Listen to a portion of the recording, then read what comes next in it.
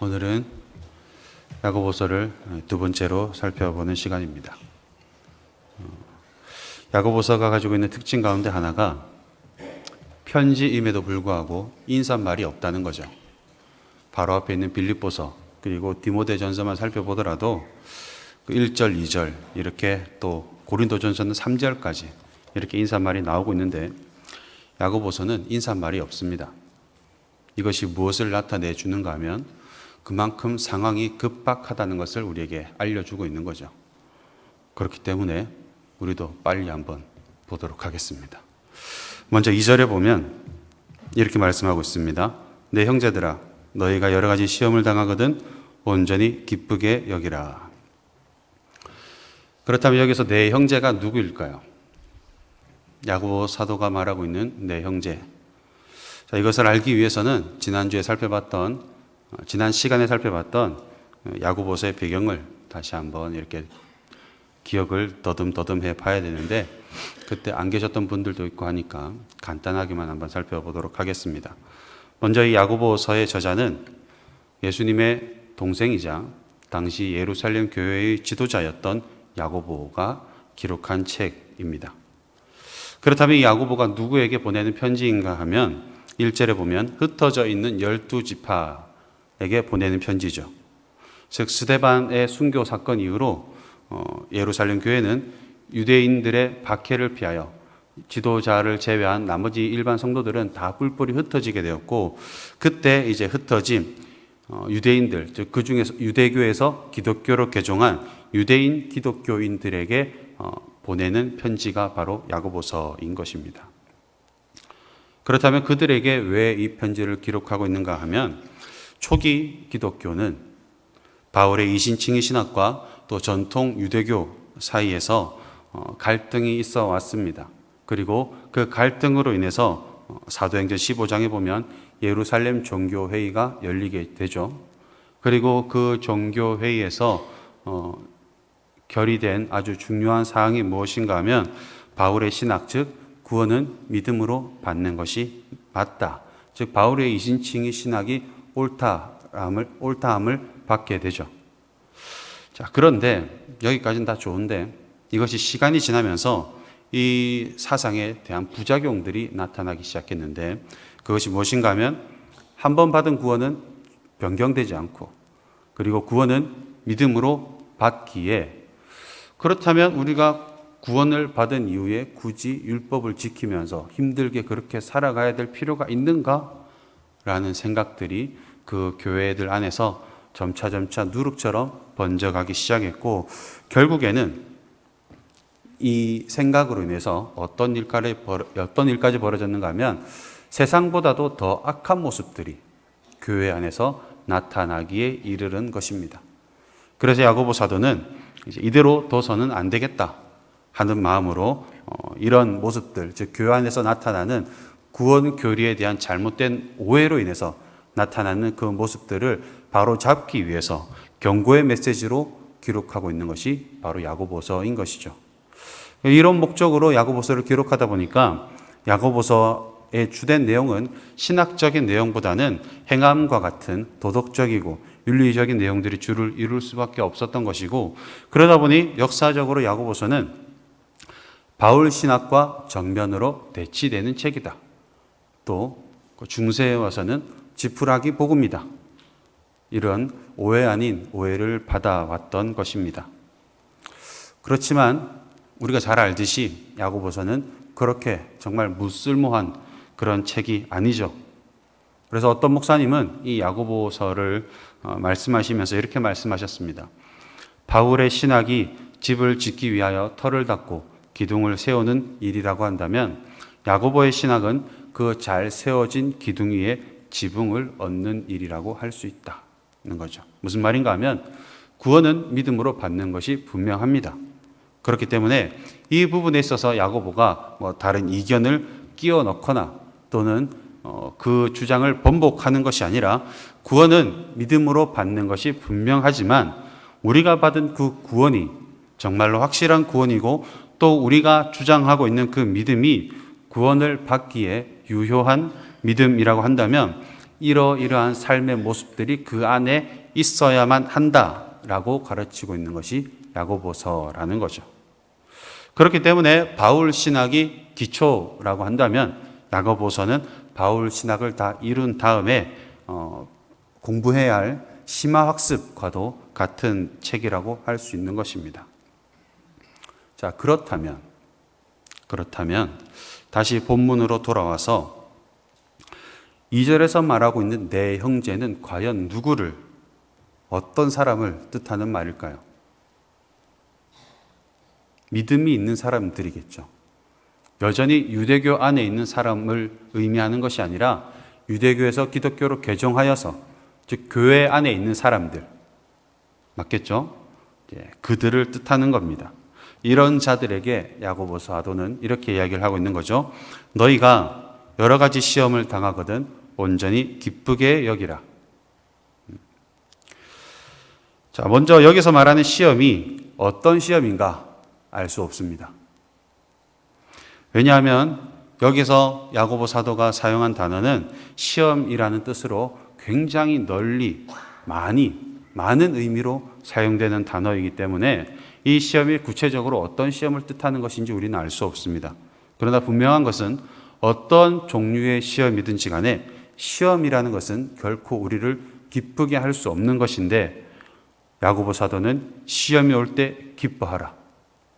그것도 그냥도 아니고 온전히, 즉 가능한 한 최고로 더할 나위 없이 기뻐하라고 명령하고 있는 것입니다. 이해가 안 되시죠? 네, 도대체 무슨 말을 하고 있는 것인지 당최 모르겠습니다. 그러니 3절을 한번 가보겠습니다. 3절을 보면 이는 너희 믿음의 시련이 인내를 만들어내는 줄 너희가 알미라. 자, 3절에 보면 이는으로 시작하고 있습니다. 그 말은 3절이 2절의 명령, 즉 시험이 올 때 우리가 기뻐해야 하는 이유를 설명하고 있다는 거죠.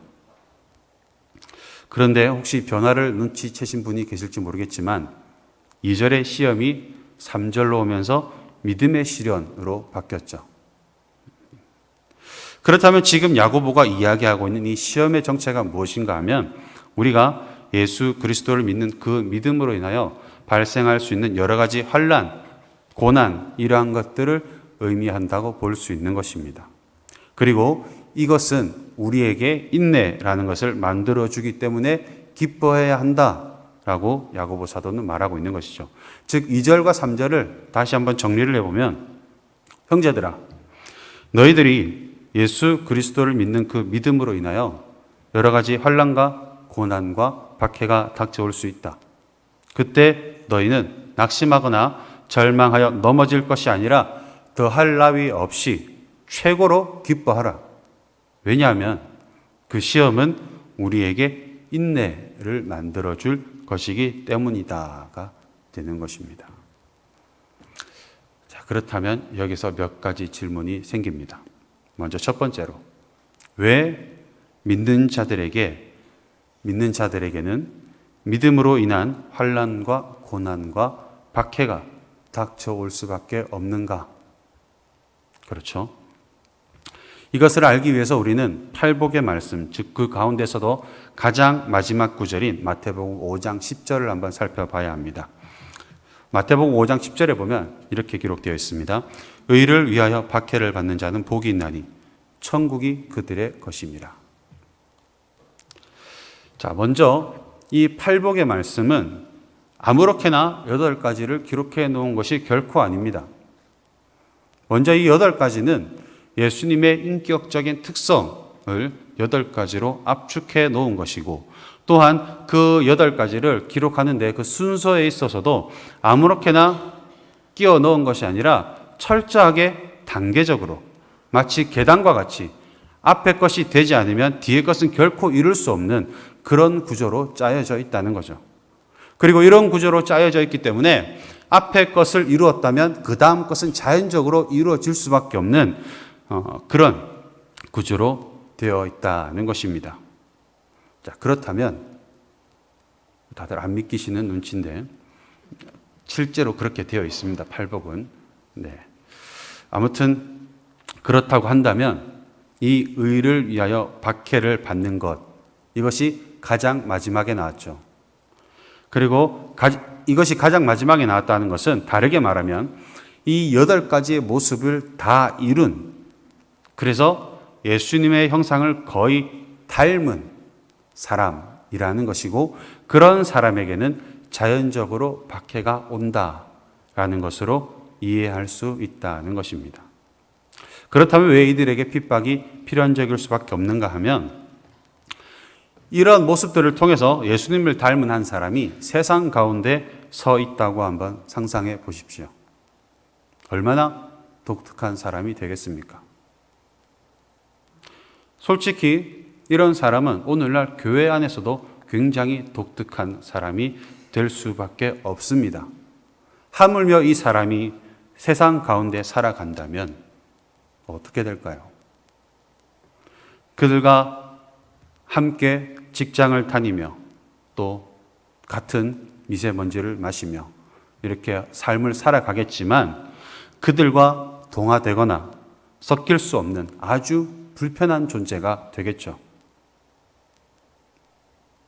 심지어 세상은 자기와 다른 것을 용납하지 않습니다. 특히나 예수님 시대를 포함한 1세기에 예수님을 믿는다는 것은 로마를 비롯한 헬라 세계로부터 어마어마한 핍박이 따라온다는 것을 의미하는 것이며, 또한 그렇기 때문에 이런 사람은 그 세계로부터 고립을 당할 수밖에 없었습니다.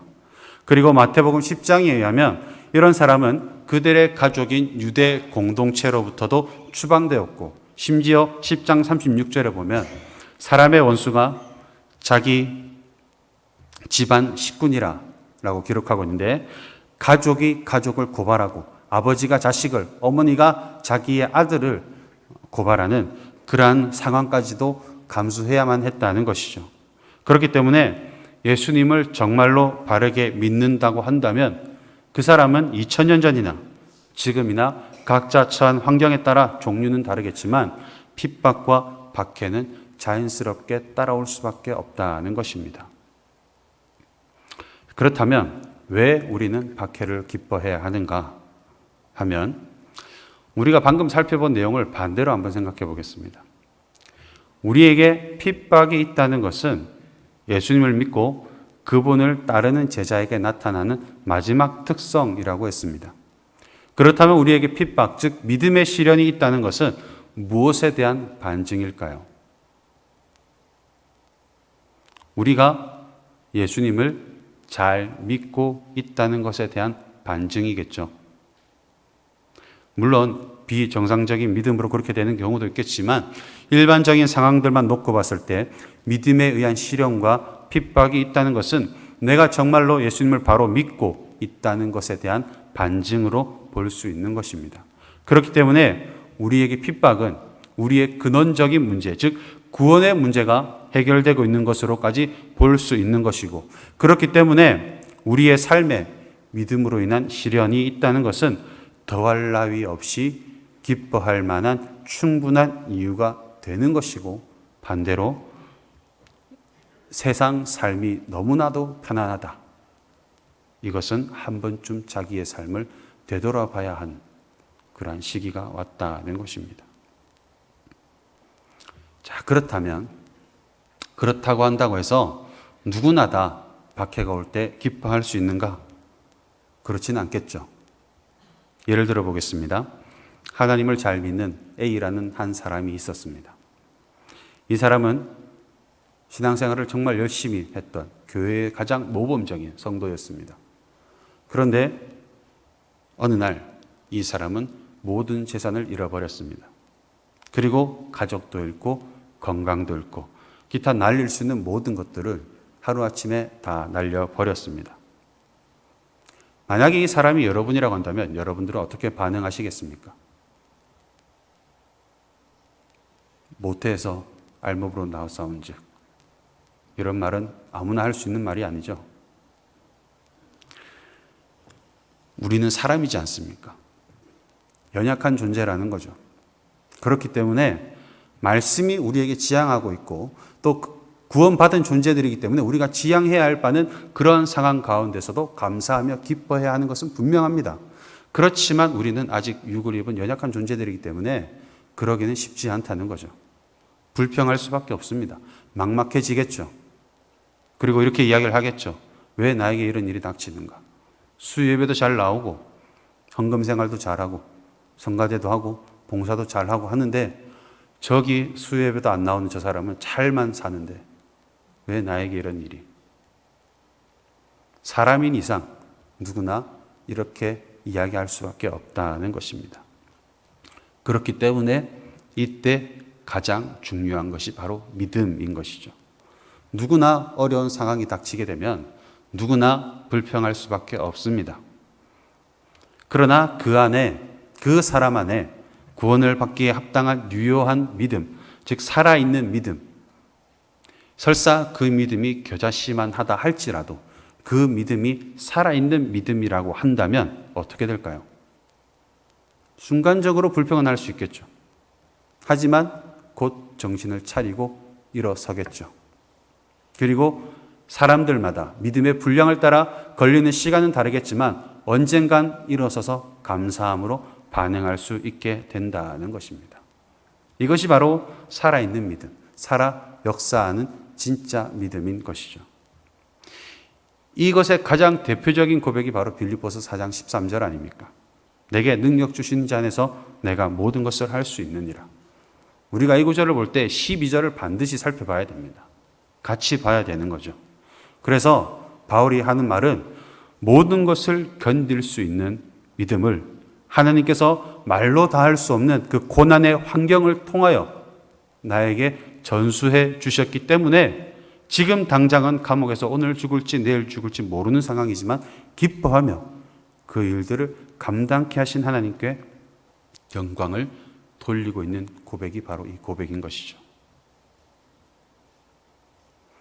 너무나 부럽고 나도 한 번쯤 이런 고백을 하고 싶으실 텐데 어떻게 해야 이렇게 될 수 있을까요?